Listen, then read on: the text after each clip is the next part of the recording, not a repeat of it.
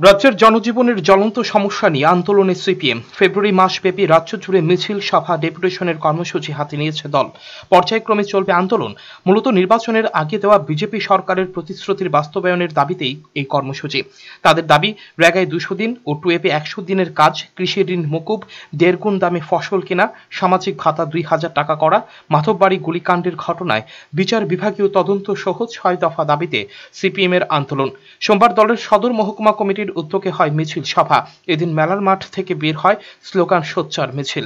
রাজপথ কাঁপানো মিছিল বিভিন্ন পথ পরিক্রমা করে, পরে সভা করে প্যারাডাইস চৌমুহনীতে।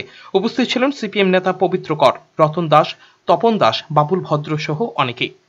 রাজ্যের জনজীবনের 5 দফা দাবি এবং মাধববাড়ির ঘটনা নিয়ে 6 দফা দাবি।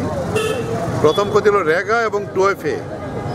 রেগাতে 200 দিন, 2F 100 দিনের কাজ দিতে হবে এবং 340 টাকা মজুরি, যেটা সরকারের প্রতিশ্রুতি। আজকে প্রায় 1 বছর হতে চললো, সরকারের কোনো গা নেই। মাত্র 13 দিনের মতো কাজ হয়েছে। এটা প্রধান দাবি। দ্বিতীয় দাবি, কৃষকদের ঋণ মুকুব করতে হবে, যে সমস্ত কৃষকরা ঋণ নিয়েছেন, এবং ফসলের উৎপাদন যে খরচ, তার থেকে 1.5 গুণ বেশি দাম দিয়ে ফসল কিনতে হবে। শুধু ধান না, অন্যান্য যে ফসল সেগুলো ক্রয় করতে হবে।